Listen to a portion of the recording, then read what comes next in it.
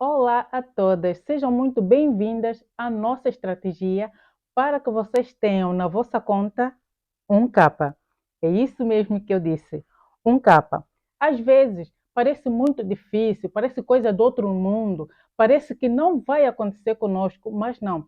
Nós só precisamos de ter estratégia, só precisamos de ser focadas naquilo que queremos, naquilo que precisamos, para que venhamos ter todos os meses na nossa conta um capa. E com a estética você está no lugar certo. A estética é uma indústria que não para, é uma indústria que está sempre em alta. E as pessoas procuram daqueles que têm dinheiro e até os que não querem dinheiro querem estar bem. A estética aumenta a autoestima, a estética faz as pessoas andarem. Então é isso que eu vou vos passar aqui. Um capa em menos de um mês na vossa conta bancária. Então, para quem não me conhece, eu sou Dundila Lourenço, sou casada, mãe de 4 filhos e empresária. Me apresentando profissionalmente, sou CEO e fundadora da Nidila Clinic aqui no Reino Unido e sou eu fundadora da Nidila Aesthetic Clinic and Academy aí em Luanda.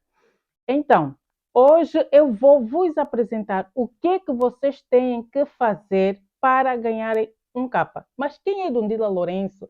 De onde ela veio? Como ela chegou aqui, então vocês precisam de saber com quem vocês estão a lidar. E eu tenho a certeza que a minha história vai superar certos medos que alguma de vocês devem estar a passar agora. Então, vamos lá, eu vou tirar alguns minutos para que vocês conheçam a minha história. Então, eu vivi em Angola, claro, nasci em Angola, formei a minha família, mas, entretanto, por obras do destino, meu esposo teve que ir para Portugal. O meu esposo teve que ir para Portugal, então e no fim de semana a seguir eu já tinha minha filha mais velha e ficamos uma vida em Portugal.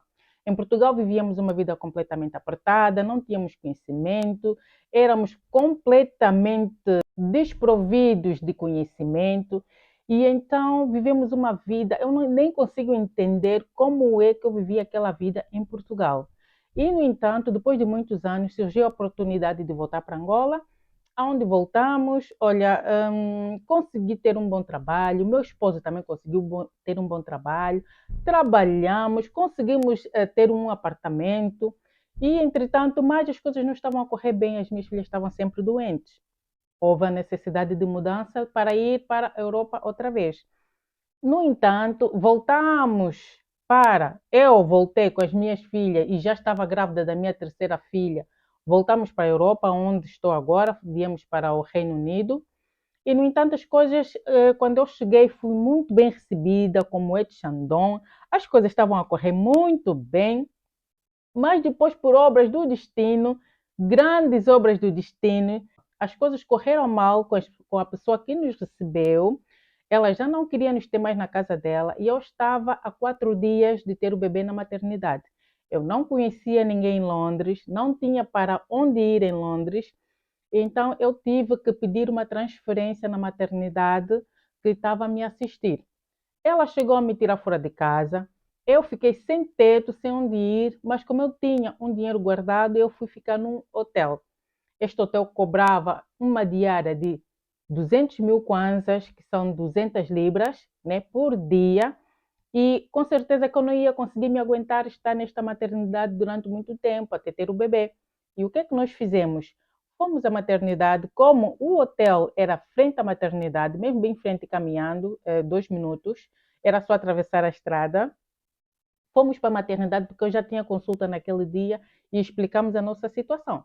Eu expliquei aos médicos que eu não tinha para onde ir depois de ter o bebê, que as minhas filhas não tinham lugar para dormir, que eu não tinha dinheiro para me sustentar durante tanto tempo num hotel com o valor de 200 libras. No entanto, os médicos reuniram-se e depois vieram ter conosco, comigo e com a minha filha. Quando chegaram para nós, disseram o seguinte: então, isso é muito lindo, lindo, lindo. Disseram o seguinte: nós já estamos a acompanhar a senhora este tempo todo. Esse bebê já é nosso. Nós também queremos conhecer esse bebê que está aí dentro de ti. Então nós já não vamos mais esperar. Tragam as vossas coisas aqui para o hospital. Nós vamos vos oferecer um apartamento para que vocês fiquem até que você tenha o bebê, até que você esteja recuperada para ir aonde você quiser. Aí fizemos, tive a minha filha, ficamos, eu é que fiquei um tempo no hospital, mas como eu tinha uma sobrinha, tenho até agora uma sobrinha que vive aqui em Manchester, que foi que recebeu as minhas filhas, ela ficou com elas o tempo que porque tive problemas depois ao ter o bebê, fiquei ainda um tempo na maternidade e eles também disseram que não podiam me dar alta, que eu tinha que ficar lá. As miúdas vieram aqui para Manchester. Depois de seguida, eu vim também para Manchester, consegui a minha casa, mas nutria algo dentro de mim. Quando eu cheguei aqui a Manchester, ficamos um tempo na casa da minha sobrinha, mas depois eu senti necessidade de ter a minha própria casa, porque com duas filhas, uma bebê, a minha sobrinha era solteira na altura, então eu me sentia que estava a incomodar. Mas procurei um apartamento lá, consegui este apartamento para ficar. Foi muito difícil, eu não trabalhava, as minhas filhas não trabalhavam, eu vivia de banco de alimentos, porque eu tinha filhos, não trabalhava, nunca tinha descontado no país, então não tinha direito a benefício nenhum. Mas aquela situação que eu vivi só me deu forças, só me deu força cada vez que eu olhava nos meus filhos, a cada vez que eu olhava na minha bebê, eu senti-me responsável em cuidar deles. Mas o que é que eu fiquei? O que é que eu fiz? Fiquei depressiva? Não, não fiquei depressiva com a situação. A situação deu-me forças. A situação deu-me uma revolta tão grande que eu disse: eu não posso ter debaixo do meu teto os meus filhos, eu não tenho como lhes dar de comer. Mas por que que eu continuei? Porque eu dei conta que aquilo era um processo, porque eu já tinha visto que este país é um país de oportunidades, é um país que dá oportunidade e que muitas pessoas, se calhar, já tinham passado pelo mesmo, só temos que ter paciência, ir atrás, não ficar sentado, e é isso que eu fiz. Graças a Deus, consegui um trabalho, o meu primeiro trabalho foi numa fábrica, consegui o meu primeiro trabalho. Eu estava tinha tido cesariana da minha bebê, foi cesariana, eu estava com cesariana de 2 meses e tive que ir trabalhar. Na altura, eu vivia de banco de alimentos, tínhamos que ir buscar alimentos numa igreja, mas tem uma coisa muito importante, muito importante. Eu sabia quem eu era, eu sabia aonde eu queria chegar, eu sabia que aquela situação não era para sempre. E por isso eu insisti. Continuei a lutar, arranjei meu primeiro trabalho, onde eu ficava muitas horas de pé. A operação doía-me bastante, eu tinha muitas dores, mas eu não desisti. O que é que eu fiz? Apeguei-me a Deus, que foi a minha salvação. Conhecia a igreja que eu frequento agora, então, e eu me dediquei, porque eu sabia que existe um Deus que está aí, que vai me acolher e que vai cuidar da minha situação. E, no entanto, depois de trabalhos e trabalhos, eu me vi que eu queria estudar. Por quê? Porque eu estava em Inglaterra, eu só ia fazer trabalhos de fábricas, trabalhos de limpeza, mas eu nutria um grande sentimento em ser psicóloga. Eu gosto de psicologia porque eu gosto de lidar com pessoas, eu gosto de interagir com pessoas, eu gosto de aconselhar. Então, era a área que eu queria estudar. Mas como eu estava aqui para estudar a psicologia, eu teria que falar fluentemente inglês. Não conseguia. Então, eu entrei no mundo da estética. Por quê? Porque sempre gostei de me cuidar. Sempre fui uma pessoa que gostei de estar bem, me cuidar. Eu me sentia uma princesa quando eu fosse num salão tratar do cabelo, quando eu fosse tratar das unhas, quando eu fosse fazer uma massagem, eu me sentia uma princesa. Então, me perguntei, não consigo fazer o curso de psicologia porque eu tinha que ter o inglês fluente, mas tenho as minhas mãos que eu posso cuidar de pessoas. Foi aí que eu entrei no mundo da estética. Uma coisa muito importante, eu fiz limpeza aqui no Reino Unido, eu trabalhei em fábricas, eu lutei para que as coisas acontecessem no lado positivo, pois eu tinha responsabilidade. Essa história é para você se perguntar qual é a dificuldade que você tem passado agora, neste momento, e tem deixado para trás.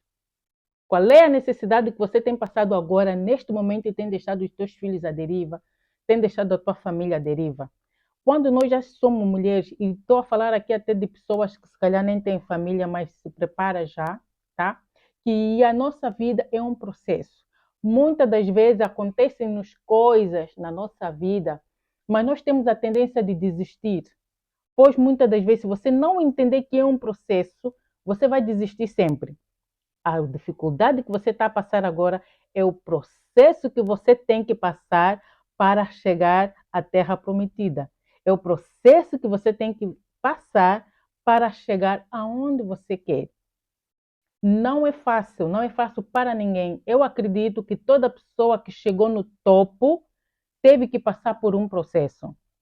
Tirando as pessoas que ganharam as coisas de herança, que ganharam as coisas porque alguém deu, mas para quem luta, para quem trabalha, este sim passa por processos. O processo até da inimizade, passa por processo de famílias acharem que ele está armado, passa por vários processos, inimizades, passa por vários processos. Então, sem mais delongas, não vou ficar mais a vos falar da minha história, na qual eu tenho muito prazer. Eu não me envergonho da minha história. Eu tenho o prazer de contar. Eu conto quantas vezes forem necessárias para abrir os olhos de vocês que desistem, para abrir os olhos de vocês que têm uma simples dificuldade e param pelo caminho. É muito importante vocês saberem quem vocês são.